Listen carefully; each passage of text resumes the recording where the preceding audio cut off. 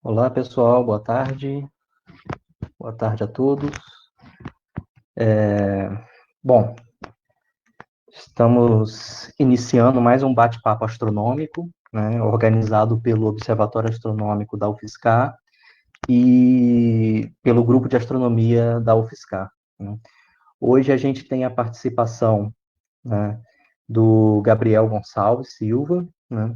Ele é engenheiro químico, ele fez o mestrado dele também na área de engenharia química e agora está fazendo o doutorado dele em química, na temática que é aquela que vai ser discutida hoje aqui, né, que é das relações entre astrobiologia e o estudo de meteoritos, né, a área de meteorítica. Bom, então, primeiramente agradeço, né,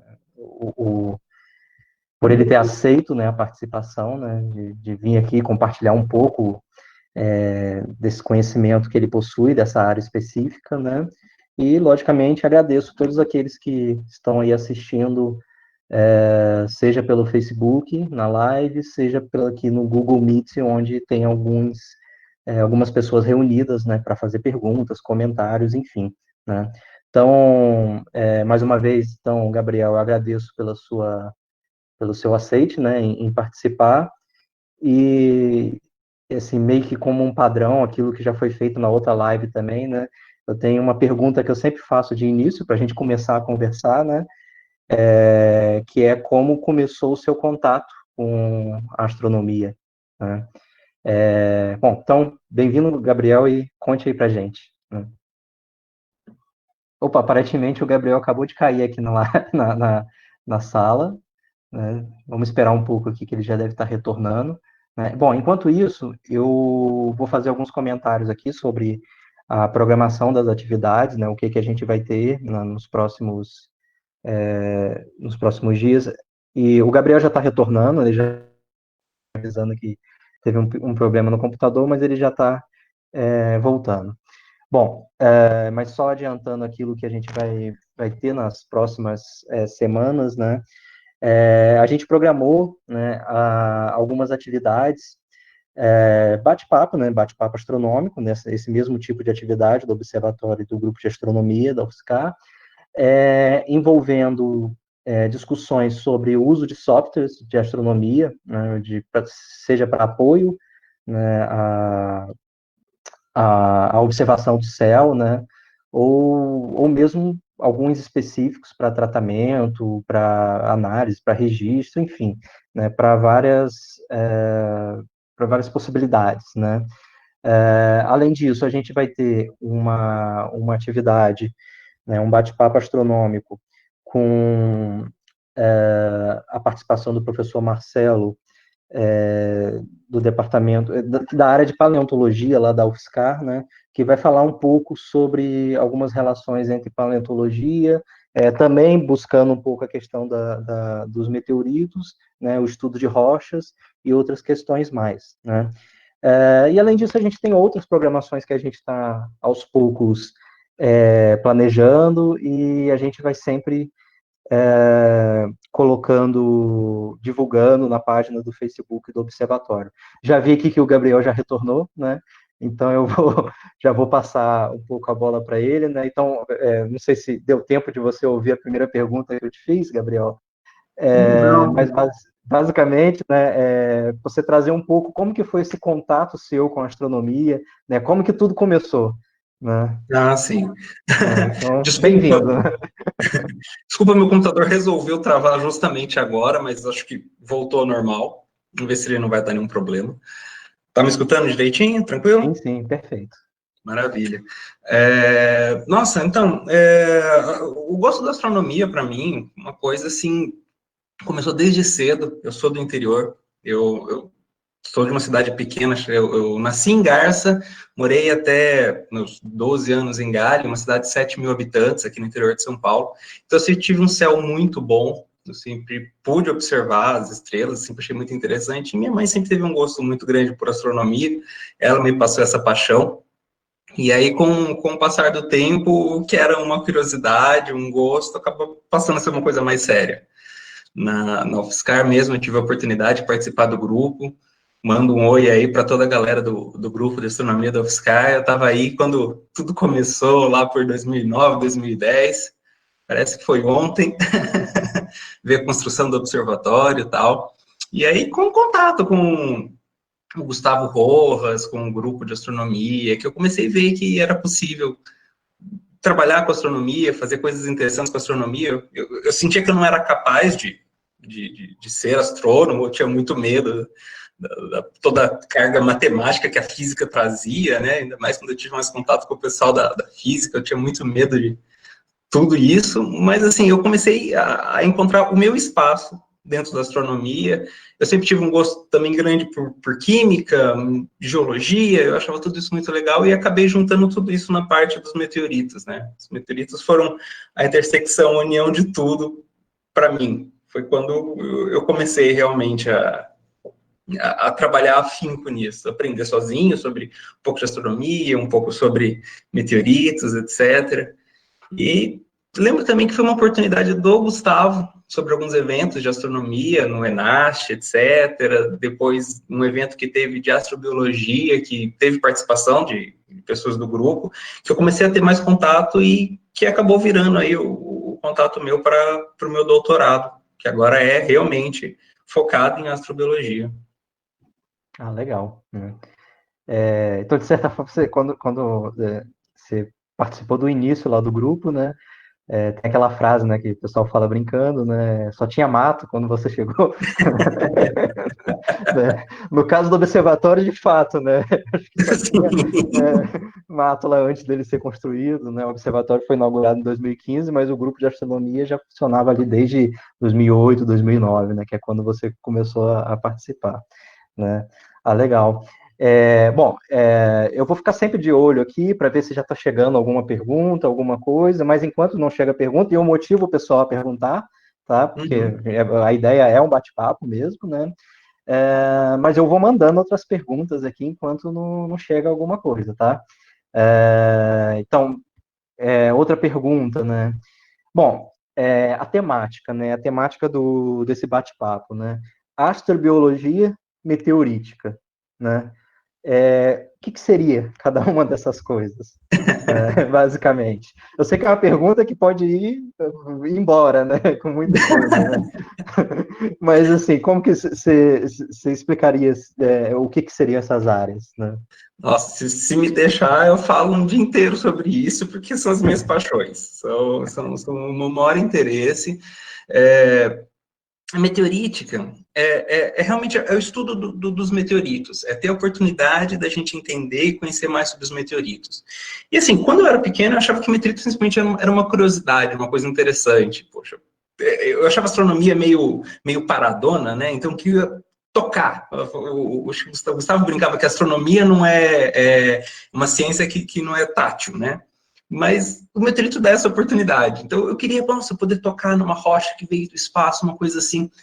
E foi nisso que eu comecei a me interessar e aprofundar, estudar e conhecer por conta própria mesmo, e que eu comecei a descobrir que os meteoritos, eles contam pra gente uma história da origem, formação e evolução do sistema solar. O que a gente tem hoje como meteoritos são as primeiras rochas que se formam lá no começo do sistema solar, os primeiros materiais que se condensam, e a partir daí a gente tem a formação dos planetas, a evolução dos planetas, a separação dos materiais, a formação da Terra, da Lua, etc. E mais materiais desses corpos acabam vindo para cá. E então a gente tem pedaços de rocha que são como se fossem fotografias de diferentes momentos da evolução do sistema solar. E isso, para mim, é incrível. Você tem desde o material mais antigo da formação do sistema solar, você tem amostras vindo de asteroides conhecidos, vindos de planetas como Marte, vindos de satélites como a Lua. Então, tipo, eu tenho a oportunidade, vou ver se eu consigo mostrar aqui, de ter um pedacinho da Lua em casa, né? Então, poder estudar, mas também poder ter a fascinação de conhecer, tocar e entender por que esse pedacinho de rocha é um pedacinho de rocha da Lua, o que ele conta para nós da evolução da Lua, por que eu tenho certeza que ele veio da Lua. Então, assim, é essa oportunidade que eu acho maravilhosa. Só que aqui na Terra, as rochas têm um papel muito importante em relação com a biosfera.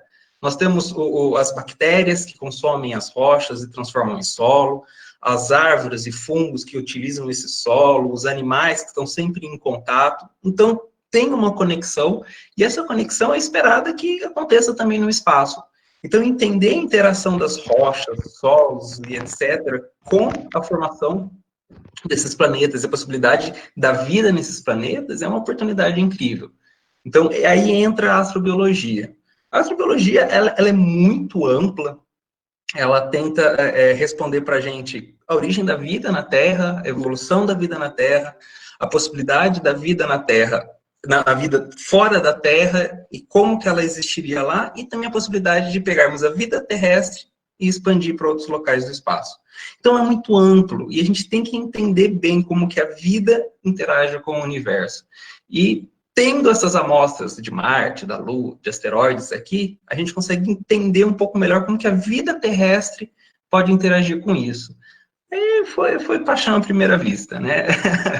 Comecei a aprender sobre muita coisa da parte de biologia, muita parte de microbiologia, no caso, o meu foco, meteoritos, e aí foi desenvolvendo a ideia, virou meu doutorado, está sendo minha pesquisa hoje. Para mim é fascinante. Legal. Bom, você foi falando aí, já surgiu várias outras coisas aqui para eu perguntar, né? Então, assim, enquanto o pessoal está um pouco inibido e perguntar, não sei se alguém já quer fazer alguma pergunta, deixa eu ver. Senão, eu já vou mandar mais algumas aqui, né? Bom, então eu vou mandar mais algumas perguntas aqui. Bom, você mostrou aí um meteorito lunar, né? A grande pergunta que todo mundo faz sobre os meteoritos: como que eu sei que esse meteorito veio de fato da Lua, né? E como que eu diferencio, por exemplo, de um meteorito que veio de Marte, não sei, ou de um asteroide, alguma coisa assim, né? Pergunta bem básica, assim, né? Como que eu consigo diferenciar? Aí entra um pouco, cada caso é um caso, mas aí entra muito a questão da química. Oficialmente, meu doutorado é pela química, então isso ajuda um pouco. Eu me formei em engenharia química, mas acabei passando para a química. Cada situação é uma situação. No caso da Lua, por exemplo, a gente teve a sorte, a gente deu as missões, a gente foi até a Lua, trouxe amostras, e a gente pôde estudar essas amostras com muito cuidado nos laboratórios. Então, a gente consegue destrinchar ela, entender dos mínimos detalhes dessas amostras, e uma coisa que foi sendo percebida é a diferença de alguns isótopos. Isótopos é quando você tem um mesmo átomo, de um mesmo elemento, mas você tem números diferentes, por exemplo, de nêutrons, que faz com que ele fique um pouco mais pesado, um pouco mais leve. E a Terra tem uma assinatura de alguns isótopos que é muito característica. E a gente consegue comparar isso. E a gente viu que a Lua tem uma assinatura muito interessante, de alguns isótopos, como, por exemplo, mais estudado é o oxigênio, que é mais ou menos intermediário entre o da Terra e de outros locais. Isso, inclusive, é uma das informações que dá a base da ideia de que a Lua se formou de um impacto da Terra com outro objeto. E analisando esses isótopos, a gente consegue ver que essa rocha é diferente de uma rocha terrestre, apesar de que os minerais presentes nela, que são alguns minerais, inclusive, que a gente tem na Terra, também são muito parecidos com os minerais presentes nas rochas trazidas pelas missões Apollo. Mas, assim, as Apolos trouxeram as amostras no fim da década de 60, começo da década de 70, e o primeiro meteorito lunar só foi identificado em meados da década de 80. Então, a gente precisou aprender muito para poder diferenciar as rochas terrestres das lunares. Marte tem uma facilidade um pouco melhor. Marte tem atmosfera. Então, os carrinhos que estão lá hoje, os rovers que estão em Marte, conseguem analisar a química da atmosfera marciana, e se a gente for pegar uma rocha marciana, geralmente ela tem pequenas bolhas causadas pelo derretimento do impacto que lançou a rocha para o espaço. Se você furar e analisar o gás dessa bolha, você vai ver que a química é igualzinha à química da atmosfera de Marte. A gente consegue relacionar bem, apesar de a gente nunca ter trazido rocha de Marte. Tudo que a gente tem de Marte na Terra veio em forma de meteorito. Alguns asteroides, por exemplo, a gente consegue relacionar através do espectro de reflexão, que tem a ver com os minerais também. Vesta, por exemplo, já se especulava que alguns tipos de meteoritos vinham de Vesta, e a gente conseguiu casar isso muito bem com a nave Dawn, se eu não me engano, que orbitou Vesta. Mas, assim, muita coisa ainda está em aberto. Especula-se alguns casos de meteorito vindo de Mercúrio, que até hoje a gente não teve certeza. Mas, assim, depende muito de geologia e química para a gente identificar. Tá. Ah, legal. Bom, já começou a aparecer algumas perguntas aqui, né? Uhum. Tem uma pergunta, né, do Tiago, né? Ele pergunta do que se trata a sua pesquisa de doutorado, e aí eu vou emendar uma pergunta junto com a dele, né? Porque eu sei que a sua pesquisa trata justamente dessa relação entre a astrobiologia e a parte meteorítica, né? Então eu vou pedir para você explicar um pouco como que essas coisas aí se integram, né, essas duas áreas, e como que se integram dentro da sua pesquisa, né? Já respondendo também a pergunta do Tiago. O bom do meteorito é que ele é uma maneira, entre aspas, barata e fácil da gente ter amostras de vários locais do sistema solar.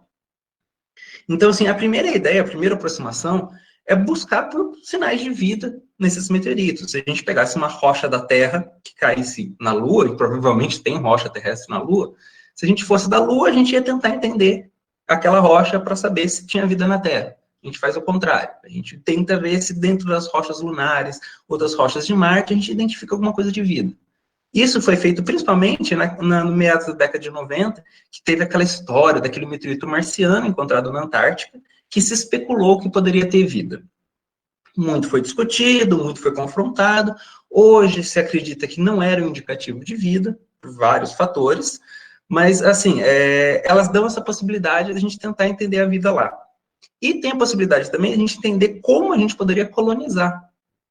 Então, o que a gente consegue hoje, e principalmente que é o meu trabalho, é tentar ver a interação dos micro-organismos com essas rochas, com esse tipo de material, para ver se a gente poderia colonizar Marte, ou teria uma possibilidade de levar a vida terrestre para Marte, se a vida já não existia em Marte. Então, existem trabalhos teóricos de pessoas que trabalham com a parte de astrobiologia, por exemplo, que propõem usar essas rochas, triturar e usar como fonte de energia para alguns tipos de organismos, os chamados organismos quimiolitotróficos, que conseguem utilizar esses elementos para sobreviver, produzir energia, crescer e também fornecer energia para a gente poder viver em Marte. Então, o meu trabalho foca nesses organismos quimiolitotróficos e eu tento mapear diversos tipos de meteorito para ver quais seriam as fontes de energia para esses organismos crescerem. Pensando, por exemplo, deles poderem crescer na superfície de Marte, ou nas rochas de Marte, mais especificamente, porque a superfície tem alguns compostos químicos que atrapalham, mas a rocha, pegar a rocha limpa e triturar, ou pensar numa colonização de exploração de um asteroide. Existe a proposta de mineração de asteroides, e a gente pensa na biomineração, que já é um processo que a gente tem aqui na Terra. Você dá o mineral para o micro-organismo, ele consome, isso facilita dissolver e recuperar os metais de interesse. E até, por exemplo, que é um trabalho que um IC meu faz, a sobra do que o micro-organismo consome poder ser utilizado como um primeiro solo para plantio de trigo, de outros alimentos que a gente poderia ter aí como um entreposto para poder chegar numa viagem a Marte. Então, usar os micro-organismos como aliados para a gente numa exploração espacial. Essa é mais ou menos a ideia. E eu vi que tinha uma pergunta sobre panspermia, se você me permite aproveitar o gancho. Já pode. Esses mesmos teóricos trabalham com a ideia de micro-organismos em rocha, que a ideia da panspermia seria, porque temos essa troca de rochas entre os planetas, às vezes uma rocha com um micro-organismo poderia vir parar na Terra e semear a vida na Terra, ou vice-versa, da Terra em Marte. Então, entender como a gente interage com essas rochas é permitir a gente ter uma ideia se isso funcionaria. Hoje a gente sabe que são 3 pedaços importantes do processo. Primeiro lançar para o espaço, depois sobreviver no espaço, depois sobreviver à queda. Mostra-se que provavelmente tanto o lançamento para o espaço quanto a entrada na atmosfera seriam passíveis de sobreviver. Mas hoje a principal questão é como um organismo sobreviveria no espaço, o tempo necessário entre transporte de um planeta a outro. Hoje tem sido o gargalo. A gente não sabe se a panspermia ocorreu. A gente está verificando se ela é passível de acontecer. A gente não sabe se ela realmente aconteceu ou não. Mas hoje o gargalo tem sido, será que esse organismo sobrevive no espaço? Que também tem um pouco a ver com a pesquisa que a gente faz no meu laboratório. Organismos que sobrevivem a grandes doses de radiação, raios cósmicos, temperaturas muito baixas, ambientes muito secos, que seriam o que ele encontraria durante essa viagem. Então, por exemplo, hoje, panspermia, ela não foi descartada como uma possibilidade, mas ela se parece como uma coisa muito difícil de acontecer. Se ela for passível de acontecer, a gente não saberia dizer se ela realmente aconteceu ou não. Mas entre as possibilidades, ela não está descartada, mas é uma coisa difícil. Mas quanto mais a gente entender a interação, organismos, rochas, mais a gente vai poder ver se isso realmente poderia acontecer de fato. Ah, perfeito. Bom, chegou mais algumas perguntas, né? Deixa eu ver aqui. Bom, da panspermia foi do Vitor, né? Antes, deixa eu ver aqui, tem uma pergunta também da Ana Maria, né? Perguntando sobre a extinção dos dinossauros, né? Sobre a ideia de ter um meteoro, né? Que atingiu um asteroide ou algo dessa natureza que tenha atingido a Terra, né? E provocado a extinção, né? O que a gente tem até o momento sobre isso, né? O que você poderia dizer sobre isso, né? Só fazendo um parênteses, eu lembro de quando eu fui para o UFSCar, eu tive o prazer também de conhecer o professor Marcelo, lá da paleontologia, pessoa maravilhosa, que gosta muito de astronomia também. Eu acho que eu contribuí um pouco para o gosto de meteoritos dele, e ele definitivamente contribuiu muito para a minha paixão por paleontologia. Então, aprendi muito, li muito graças a ele. E o que eu entendo desse processo em relação aos asteroides, aos impactos, a tendência é que, com a evolução do sistema solar, você tenha cada vez menos impactos. Tirando o chamado bombardeamento tardio, que foi ali na formação da Terra, tirando essa fase, a tendência foi que sempre tivesse uma queda no número de impactos. Então, nada impede de que outros impactos ocorram, né? É mais uma questão de quando, não se. Então, ocorrerão impactos no futuro, temos as crateras na Lua e as crateras na Terra, que a gente consegue ver que acontece ainda os impactos, são frequentes e grandes impactos, gerando crateras gigantescas, e que o caso dos dinossauros foi um caso muito emblemático. Foi um impacto muito, muito grande. A cratera está entre hoje uma das maiores que existem, e aconteceu num momento que talvez, algumas pessoas divergem, mas talvez aí já fosse um momento não muito propício, não muito feliz para os dinossauros. Já estava uma situação meio complicada, e aí veio um golpe de misericórdia. Cada vez mais se mostra que realmente o limite do momento do impacto ali é realmente um divisor de águas. Até aquele momento você tem fósseis, logo depois você já não tem fósseis. Então, assim, realmente foi muito crítico para os dinossauros, eles deram muito azar. Existem várias hipóteses, às vezes até bem corroboradas, sobre que, além do impacto, o impacto aconteceu e liberou muito CO2, então era um ambiente ali de alta concentração de carbonato, então isso teria contribuído para mudar muito o clima. O impacto foi muito forte, então tampou a atmosfera terrestre por bastante tempo. Eles eram animais muito grandes, então isso foi muito difícil para eles, porque a necessidade de consumo de matéria é muito grande, eles precisam de muita energia, então isso não foi legal, e nós, na época, nós mamíferos eram muito pequenos, isso facilitou a sobrevivência, mas assim, eu acho que foi um pouco de sorte para a gente, um pouco de azar para eles, mas como o Marcelo gosta de lembrar, eles estão aí. As galinhas são os descendentes diretos dos dinossauros, então comemos coxinha de dinossauro toda vez aí. Mas eles deram um pouco de azar porque a pancada foi muito grande. E pode acontecer de novo. Pode acontecer de novo. Ah, sempre tem esse risco, né? Esperamos que não. Os dinossauros não tinham programa espacial, eles estavam em desvantagem. Então. Bom, Outra pergunta que chegou aqui, a Milena pergunta sobre a datação dos meteoritos, né? Como que é esse processo, né? E quais são os meteoritos mais antigos encontrados na Terra? Tá? É legal porque, assim, eu acho incrível que os meteoritos são o material mais antigo que a gente tem, que a gente consegue datar. Então, os meteoritos são divididos em vários grupos. Dentre esses grupos, a gente tem os meteoritos chamados de condritos.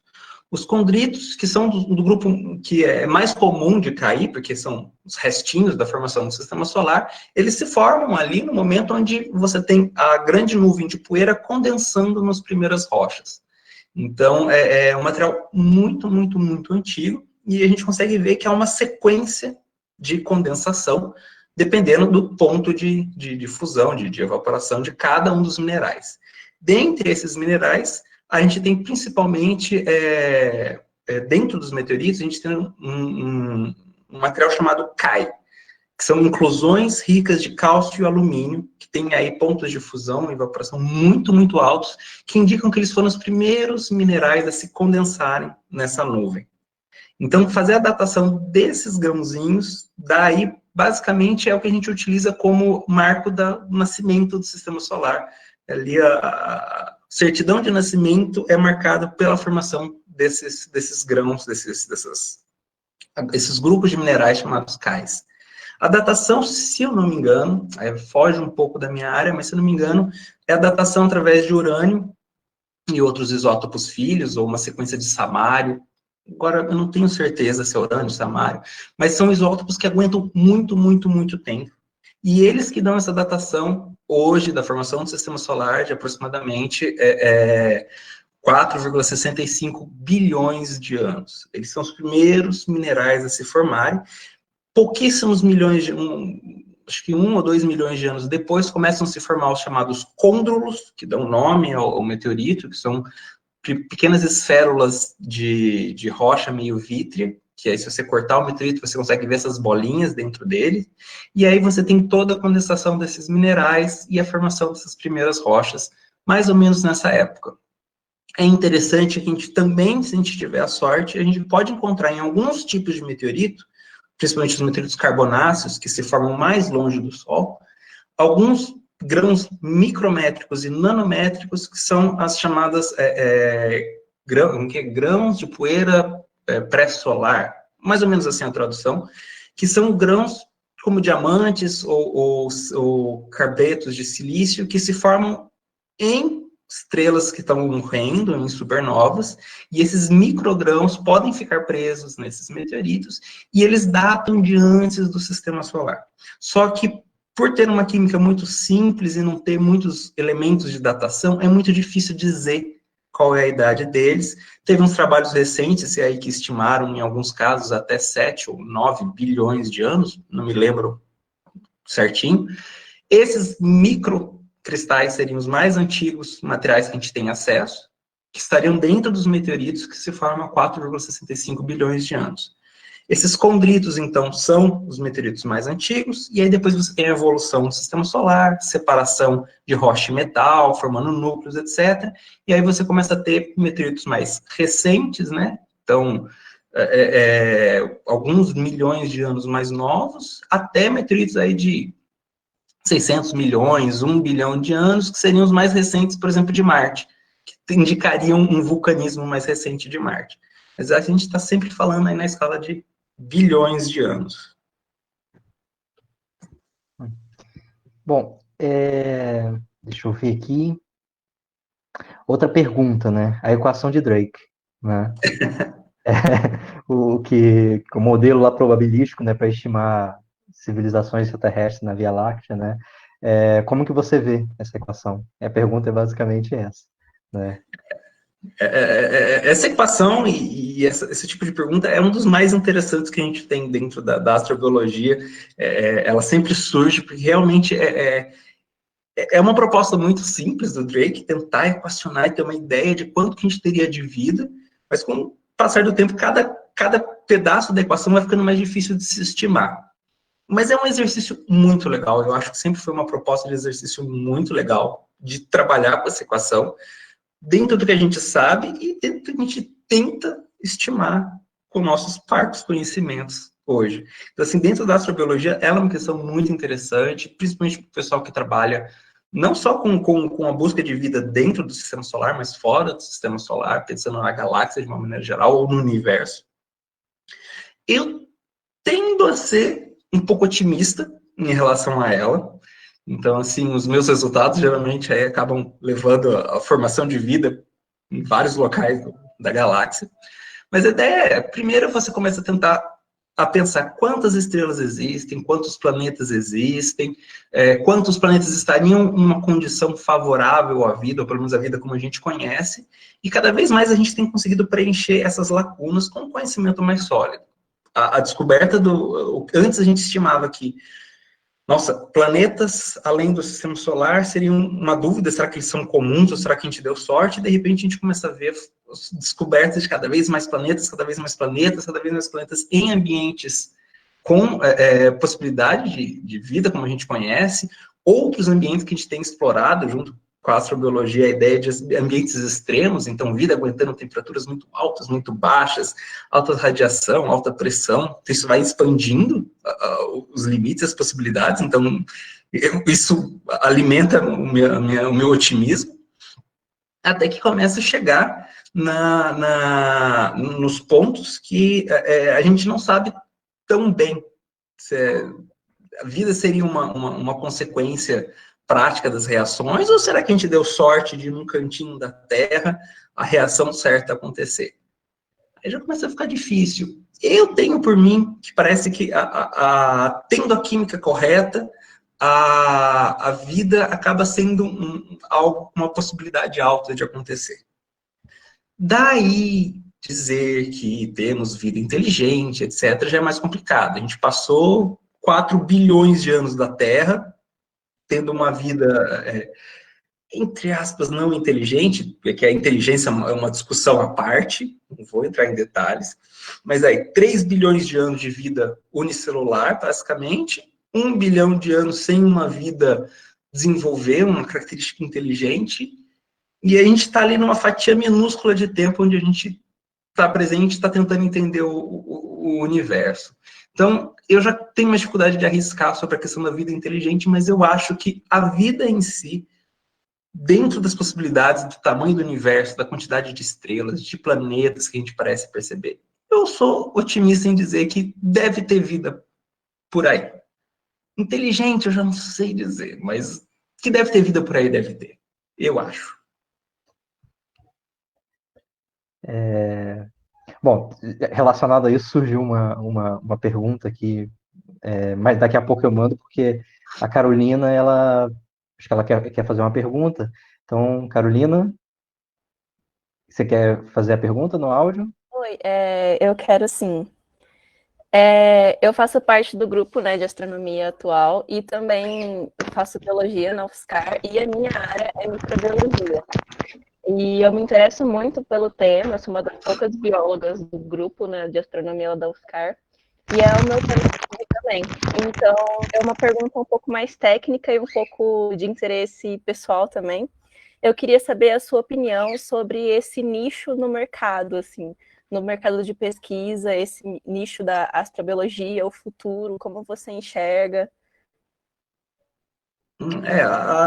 Assim, a astrobiologia é uma coisa muito nova. O que nós temos como astrobiologia hoje foi mais ou menos uma definição que foi um consenso de definição que se chegou no meados dos anos 90. Então, é uma coisa nova, é uma coisa desafiadora, parece ter uma perspectiva boa, porque estamos tentando aliar isso à exploração espacial, a tentar ir além do que a gente tem, simplesmente trabalhar com modelos, com hipóteses. Então, assim, a um longo prazo, parece que é um caminho. Agora, se vai deslanchar agora, eu não sei se eu conseguiria dar uma opinião bem formada em relação a isso. Eu acho que o que a gente tenta fazer hoje é colocar os fundamentos do que vai ser no futuro uma coisa realmente mais prática, mais avançada. Então, talvez o que a gente está arranhando agora são as bases para que muito seja feito mais para frente.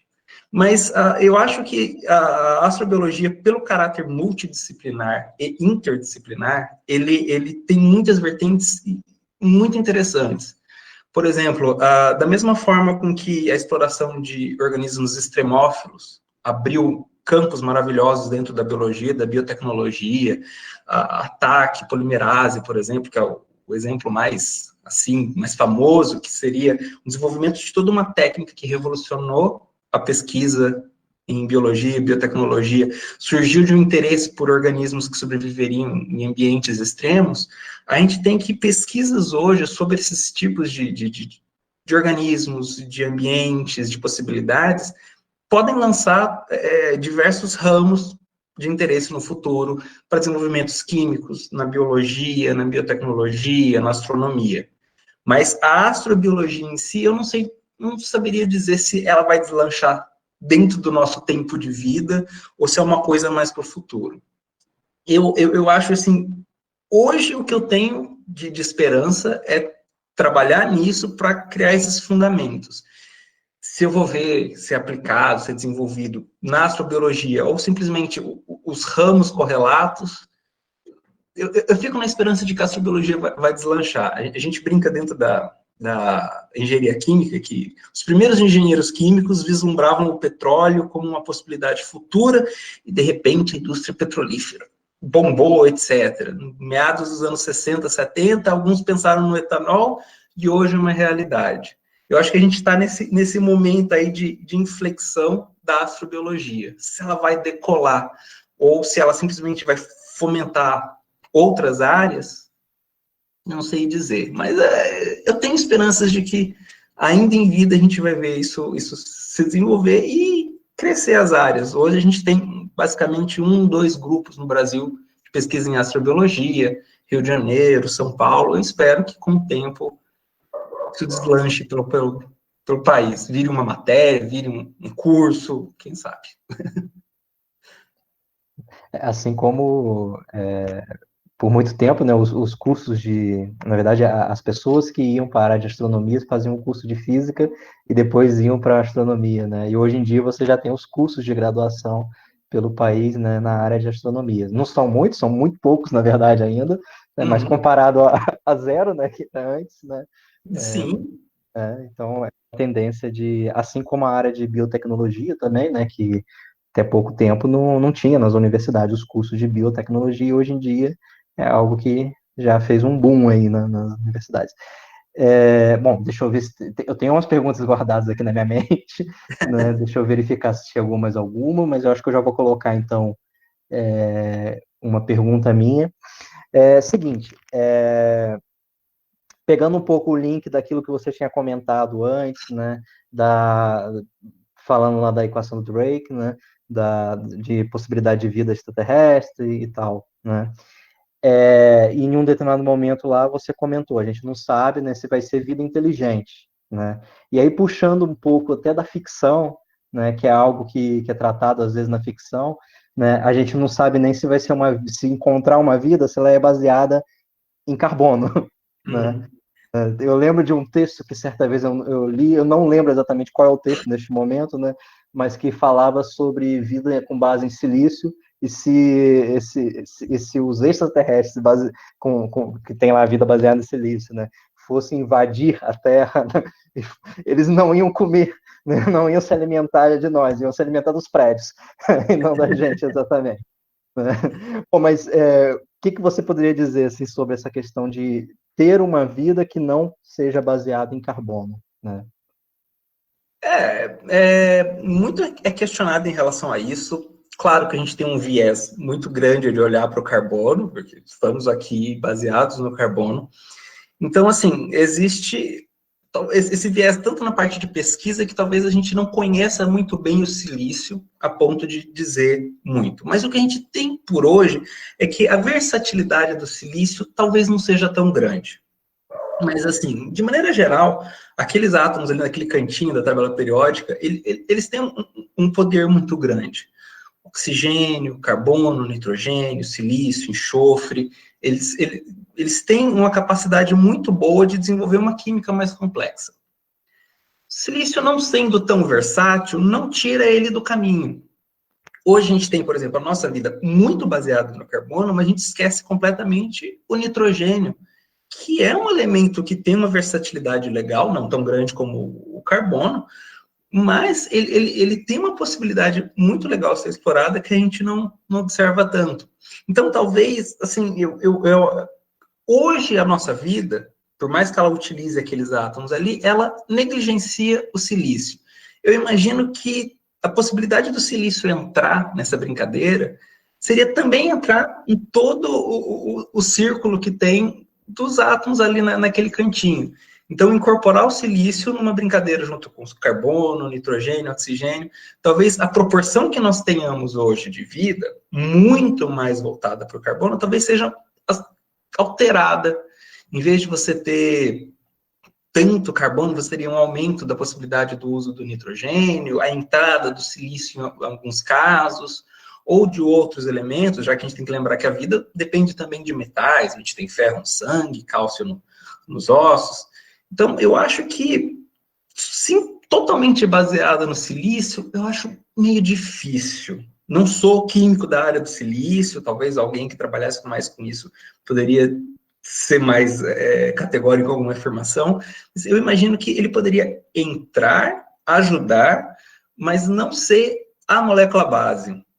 O carbono tem uma vantagem muito grande porque ele é muito, muito, muito comum no universo. Ele faz parte ali daquelas sequências de reação nas estrelas. Então, você tem aquele momento onde você tem aquela camada de carbono sendo formada no interior das estrelas, quando você tem o avanço da fusão dos núcleos atômicos. Então, ele é muito comum, ele é muito versátil. Não acho que outros átomos seja excludente dessa brincadeira, talvez não centrado no silício, mas talvez mais misturado ali, um pouco diferente do que a gente tem hoje. Não sei, é especulação, pura especulação. De repente aparece um ET de silício aí, quebra nossas pernas, e a gente fala, nossa, por que a gente não pensou nisso antes? É quase o limite ali entre o que é ciência e o que é ficção científica, né? Onde que está mais para um lado, onde que está mais para o outro, e quando que uma coisa pode virar outra, né? Exatamente. Né? Ou quando uma coisa pode se apropriar da outra também para continuar se desenvolvendo, né? Bom, o Gabriel, ele pede também para falar. Gabriel, quer fazer a pergunta, então, ou fazer o seu comentário? Boa tarde. Eu queria também entrar, voltando nesse assunto aí que você está falando de vida extraterrestre, e que eu li um livro do Carl Sagan, Cosmos, e nele ele aborda a possibilidade de vida em outros planetas, mas como uma forma, tipo, era uma brincadeira dele de como seria a forma, literalmente, da vida, tipo, tirando aquela questão que muitos filmes, séries abordam, que é uma forma humanoide dos extraterrestres. Que ele, no livro, ele aborda que seria como se fosse num planeta gasoso de Júpiter, por exemplo, formas de vida que são bolhas gigantescas que se locomovem através de propulsão pelo ar e captando partículas que estejam dispersas no ar. Aí eu não sei se você, na sua pesquisa com os amigos, como uma pesquisa mais séria ou brincadeira mesmo, imagina como pode ser a forma de vida, assim, em outros planetas, tipo, tirando essa visão meio humanoide também. É uma questão bem interessante, e aí eu peço até, geralmente eu peço ajuda aos universitários da biologia, precisamos de biólogos na astrobiologia, tá? Estou chamando todos. Que é a questão como alguns fatores afetam realmente a forma da vida. Como você tem um pinguim, um golfinho, um mamífero, né, uma ave, um mamífero, tendendo a ter um formato mais aerodinâmico quando ele nada. Então, se você tiver um pinguim na água ou um golfinho na água, você vê que ele tem aquele formato aerodinâmico, e que é uma pressão de seleção que leva a uma confluência de alguns formatos. Então, realmente, pensar em formas em que a pressão seletiva daquele ambiente possa levar a um formato mais bem adaptado, é muito interessante. Algumas coisas a gente consegue comparar, por exemplo, essa questão da vida na água e esse formato aerodinâmico, e hidrodinâmico, para ser mais específico, é uma coisa interessante, enquanto que em outros casos, talvez a gente não tenha muito como comparar isso, que nem a questão da simetria, né? Simetria bilateral, ou simetria em relação a mais formatos, que nas estrelas do mar, que tem uma simetria radial de 5 bracinhos, etc. Se essas pressões seletivas levariam, por exemplo, a essa questão da bilateralidade, etc. Então, acho que é um exercício muito importante, muito interessante de se fazer. Eu acho que a questão do formato humanoide já é muito mais específico, mas talvez essa questão de simetria, de formatos hidrodinâmicos ou aerodinâmicos, dependendo da sua situação, mesmo os formatos das células, você tem uma questão de movimentação de uma bactéria, você tem um formato mais redondo, ou em forma de um bastonete, ou até espiralado, que propicia um movimento. Eu acho que, assim, o pessoal da biologia consegue trabalhar muito nisso, pensando em todas as possibilidades de vida que a gente tem. Eu não sou tão criativo, eu não consigo ir tão a fundo em relação a isso, mas eu acho que algumas características seriam interessantes, que poderiam acontecer. A possibilidade de não ter necessariamente um olho, que nem a gente tem no nosso olho, que a gente tem hoje, mas células que detectam a luz, células fotossensíveis, células sensíveis à diferença de pressão de gases, que seria algo como a nossa audição, poderia ser algo que acontecesse. A questão da simetria. Então, assim, se a gente olhar para a evolução da vida na Terra, a gente tem alguns bichos lá do Cambriano que são as coisas mais malucas, bichos com trombas, com dentição bizarra, coisa mais doida. Paleontólogo, não sei como eles conseguem enxergar dentro daqueles fósseis amassadinhos, aquele formato totalmente maluco, mas tem toda a questão da pressão seletiva, e eu acho que faz sentido a gente pensar que a pressão de evolução, que a evolução seja algo universal, e essa pressão de seleção leve a formatos bem interessantes. Humanoides eu não sei, mas que teriam algumas semelhanças com a gente, em relação a detecções de luz, de som, questão de simetria. Eu acho que a gente poderia ter alguma coisa mais ou menos parecida com isso.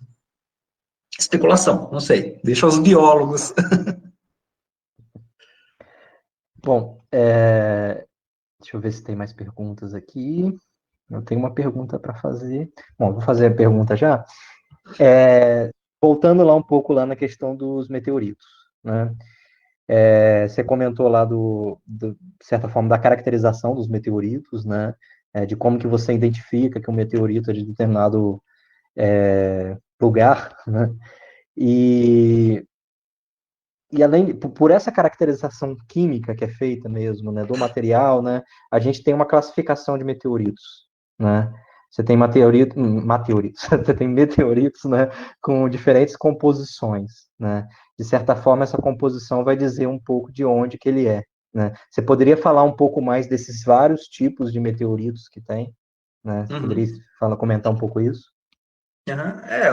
Os meteoritos, se você for estudar a fundo, hoje temos classificação, tipo, subtipo, classe, subclasse, classificações super detalhadas que tentam um pouco cobrir de maneira geral o que a gente tem, tanto da geologia, planetologia, estudo da evolução, formação, etc. Então, você vai em detalhes infinitos.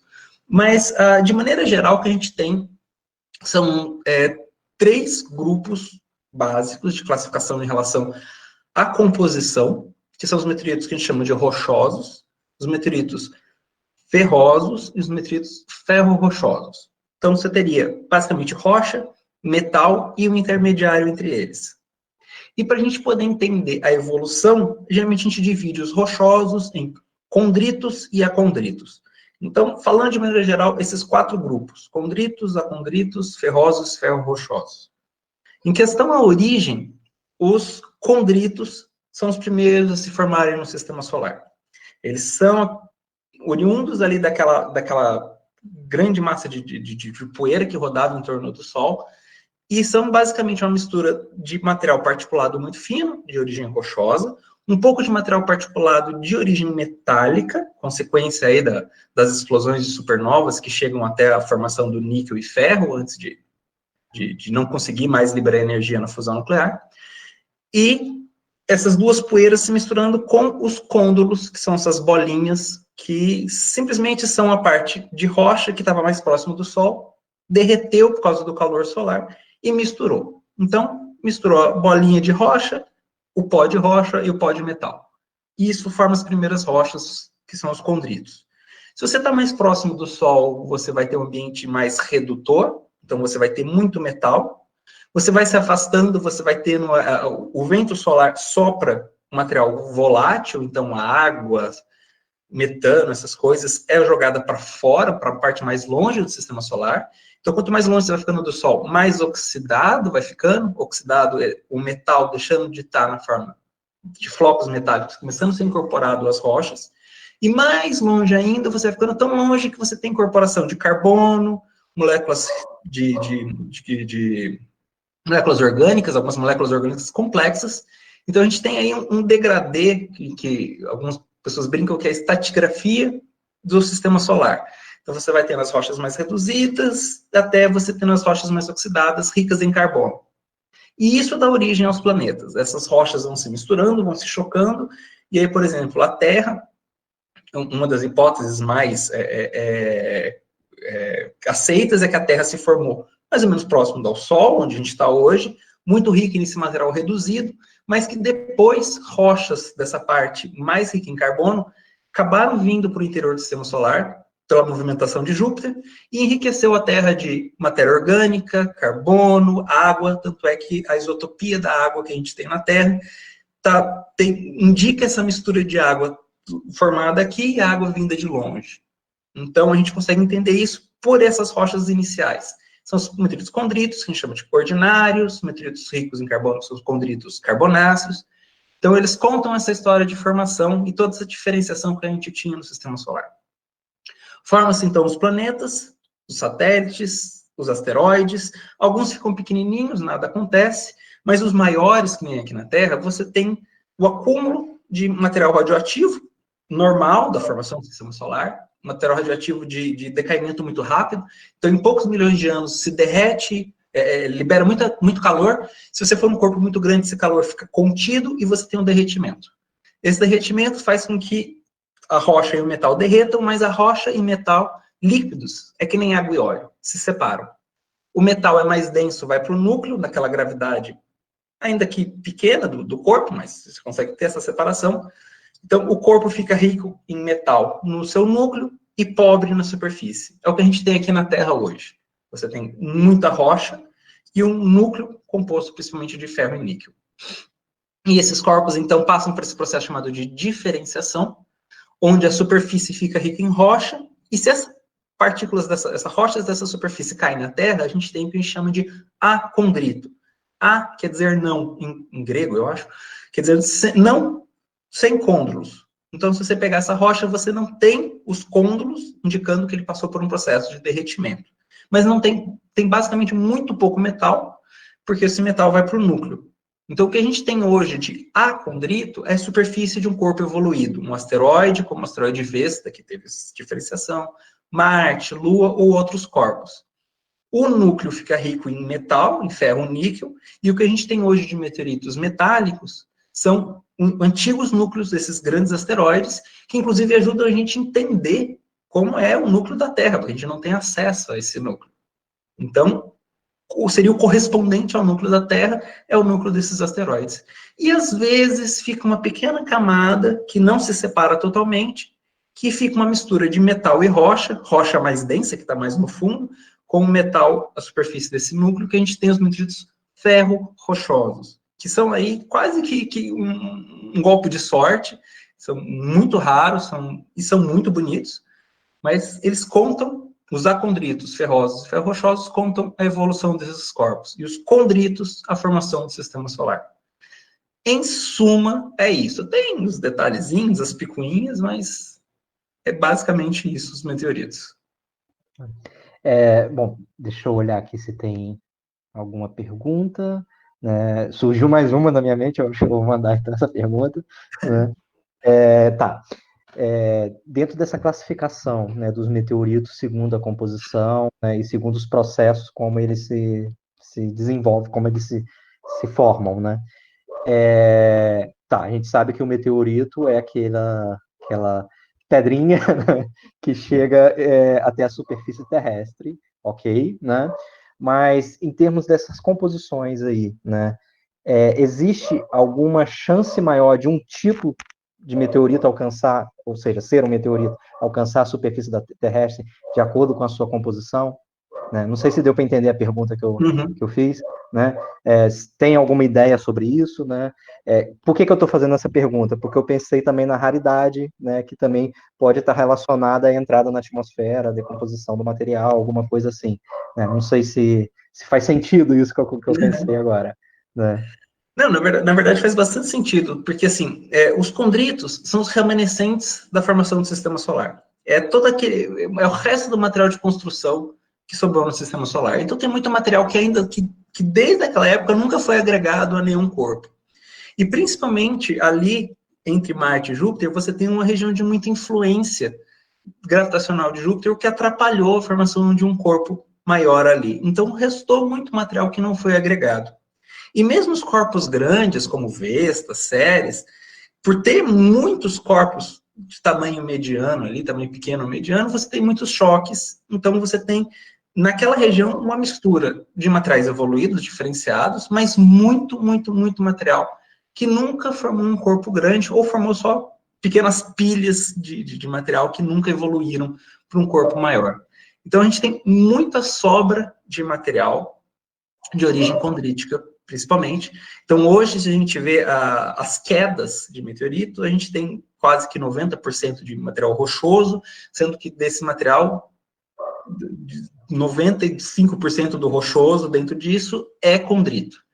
Então, a condrito tem grupos raros, metálicos, são pouco comuns. A grande maioria acaba sendo material condrito, condrítico, que a gente fala, que cai na forma de material esporádico, e também a gente vê na entrada na atmosfera muito da poeira muito fininha, que tem a ver com esses choques ou com o material que é deixado, por exemplo, por cometas, que os cometas, de maneira geral, que a gente vem aprendendo hoje, eles são as origens dos materiais condríticos carbonáceos. Eles tinham essa composição muito rica em material volátil, se formaram muito longe, inclusive com deposição de solidificação de gases como vapor de água, gases de carbono, etc. Que por isso que quando ele chega próximo do Sol, acaba liberando aquela quantidade de gás, mas a poeira, o material rochoso desse material, está muito relacionado com o material de condritos. Então, assim, a chance de você encontrar no solo é maior você encontrar um meteorito metálico, simplesmente porque eles são muito diferentes do que a gente vê em relação a uma rocha normal.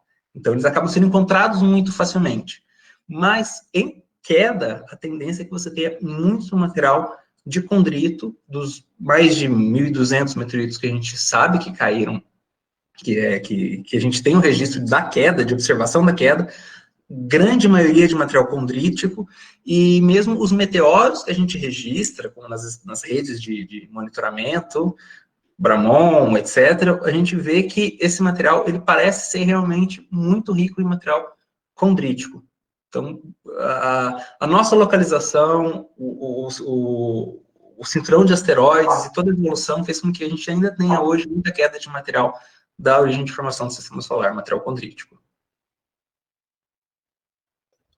Perfeito. Bom, agora eu olhei aqui o relógio, né, não estava olhando, né? E, bom, acho que são várias informações que foram surgindo aí nesse bate-papo, né? Muita coisa interessante, né? Aprendi muito né, nesse processo, nessa conversa, né, nesse bate-papo, né? E, bom, por conta um pouco do horário, né, que já passamos alguns poucos minutos, né, do previsto, né, então eu vou fazer um encerramento, né, do bate-papo. Gabriel, eu agradeço bastante por você ter vindo aqui conversar com a gente, né, virtualmente, né, e se você quiser agora comentar alguma coisa, fechar com alguma coisa, fique à vontade, tá? Prometo ser rápido. Assim, eu queria passar tipo 2 recadinhos bem rápidos. Primeiro, em relação à astrobiologia. A astrobiologia, como eu falei, é multidisciplinar, interdisciplinar. A gente depende de conhecimentos de geólogos, biólogos, químicos, físicos, de todo mundo. Todos são bem-vindos. Então, se você tem interesse, se você acha uma área interessante, eu faço o convite para todo mundo que a astrobiologia, ela é um campo para todos. Para vocês terem uma ideia, por exemplo, hoje está sendo desenvolvido a área do direito espacial, que tem a ver, então, com o direito pensando na questão do espaço. Então, tudo que a gente tem na Terra, a gente reflete também nessa possibilidade do espaço. Então, se você é um geólogo e trabalha com rocha terrestre, você pode trabalhar com rocha do espaço, biólogo, químico, então não tenham vergonha, é uma ciência nova que está crescendo, tem espaço para todo mundo, abro o convite. Quem tiver interesse, quem gostar, venha para a astrobiologia, estamos abertos, aí como a Carolina comentou, eu acho que é uma área que está começando, que tem perspectivas, não sei onde vai parar, mas que depende e que gostaria que todos podem contribuir, de maneira geral. E o segundo comentário, mais ou menos relacionado a isso, é a contribuição de maneira geral que a gente pode ter para a área de desenvolvimento. Eu queria só comentar, fazer uma propaganda, entre aspas, aí da Bramon, que é a parte da ciência cidadã, de unir as pessoas para observar o céu. A gente tem redes de monitoramento do céu, monitoramento e gravar meteoros, que a gente usa também para pesquisa, descoberta de novas chuvas, que podem estar relacionados a novos cometas ou outros corpos que ainda não foram descobertos, aí chuvas novas de meteoros, relacionar isso com quedas de meteorito. Então é importante para a gente que gosta de meteorito saber de onde veio. Então hoje a gente está tendo os primeiros meteoritos brasileiros descritos com órbitas, de onde ele veio. Então é uma possibilidade de que também, de uma maneira amadora, e eu falo amadora não de pejorativo, mas de quem é entusiasta da área de astronomia, poder contribuir, poder ajudar, é uma área super legal, também tem gerando muita coisa, o Hemisfério Sul tem pouca pesquisa em relação a isso, então eu faço o convite que também tiver interesse, tanto na astrobiologia, pesquisa de meteoros. Bramon é uma rede voltada para aprender e divulgar ciência em relação a isso. Quem tiver mais interesse, tanto de astrobiologia, quanto da Bramon, quanto de qualquer assunto que queira discutir, por favor, entre em contato, vem conversar comigo. Eu não sei se tem como disponibilizar aí contato, pode passar Facebook, pode passar WhatsApp. Fiquem à vontade, venham conversar comigo, tirar dúvidas sobre qualquer coisa. Eu agradeço muito a oportunidade.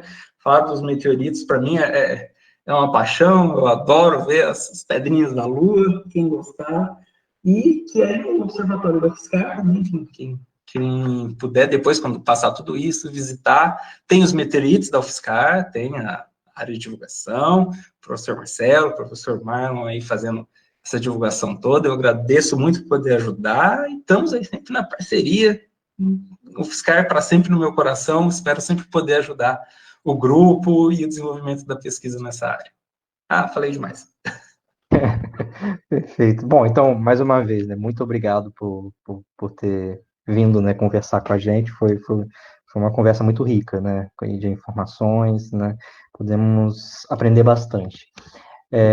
Bom, então, agradeço também a participação aí das pessoas que estão aqui no grupo do Meet, né, fazendo as perguntas, né, no Google Meet. E também agradeço aqueles que estão assistindo na live lá no Facebook, né. Teremos novos encontros, novos bate-papos, né? Vamos fazer a divulgação sempre na própria página do Facebook, do Observatório Astronômico da UFSCar, né?